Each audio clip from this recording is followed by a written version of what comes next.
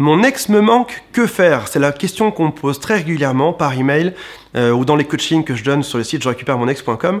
Et c'est vrai que la première chose qu'on ressent suite à une rupture amoureuse, c'est ce phénomène de manque. Alors des fois, on claque la porte quand on se sépare, on se dit allez c'est fini, c'est bon, c'est parti. Et puis le premier jour tout se passe bien, le deuxième jour tout se passe bien aussi, et le troisième jour le manque arrive. Et là ça prend aux tripes.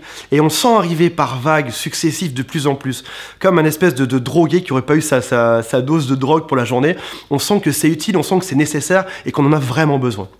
Alors pourquoi ça se passe comme ça? Pourquoi est-ce qu'on a un tel sentiment de manque? Tout d'abord parce que hormonalement, l'amour dégage une tonne d'hormones en nous, qui fait que lorsqu'on est près de la personne qu'on aime, on se sent bien, on se sent heureux, et lorsqu'on ne l'a plus, on n'a plus ces mêmes hormones. Alors il y a tout un tas de noms de phénylalamine, etc., dopamine, etc., que vous pourrez trouver sur Wikipédia, et vous allez découvrir qu'il y a 4 ou 5 hormones qui sont liées à l'amour et qui font que, lorsqu'on est avec la personne de nos rêves, on se sent bien, lorsqu'on n'est plus avec elle, on se sent très très mal, on se sent très déprimé. Donc par rapport à ça, c'est normal que le manque soit là, c'est parce que tout votre corps vous réclame d'aller près de cette personne qui va vous créer du bien psychologiquement et physiquement aussi. Donc par rapport à ça, le manque est tout à fait normal. Après ça, comment faire pour le gérer lorsque ça devient insupportable, lorsqu'on y pense tout le temps? Première chose à savoir, c'est que, encore une fois, on va rester sur le thème de la drogue aujourd'hui, encore une fois, un drogué, il va se sentir mal au début, puis après ça, il sera en période il sera en abstinence, et puis après ça, un jour, ce sera mieux. Un jour, il aura peut-être des patchs ou des je sais pas quoi, des substituts pour s'en sortir. Et puis après ça, de fil en aiguille, ça ira mieux.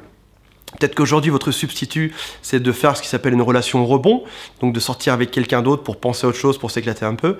Peut-être que finalement, votre solution à vous, c'est aussi simplement d'attendre que tout ce manque passe, que votre cerveau, que votre corps se refasse à cette nouvelle situation, et puis que le manque parte doucement. Alors, des fois c'est long, des fois ça prend quelques semaines, des fois ça prend quelques mois, mais sachez en tout cas une chose, c'est que le manque baisse de plus en plus. Et puis à un moment donné, on se réveille le matin, on est guéri. C'est bizarre comme impression, mais c'est vraiment ça en fait. Un jour, on se réveille, on se dit ça y est, j'en ai plus besoin. Je peux être heureux différemment, je peux avoir ma dose de bonheur avec d'autres personnes. Peut-être que c'est avec des amis, peut-être que c'est en partant en voyage, peut-être que c'est en faisant une nouvelle activité, mais en tout cas, ça passe. Donc encore une fois, patience. Si vous avez vraiment ce besoin d'être près de votre ex, si vous avez cette envie, mais impossible et qu'il faut absolument que vous y alliez, prenez votre mal en patience, ça va passer et dans quelques semaines, très probablement que vous vous réveillerez comme je vous ai dit et que tout ira mieux. Voilà. Je vous souhaite une très bonne chance pour votre conquête amoureuse et beaucoup de courage. À bientôt.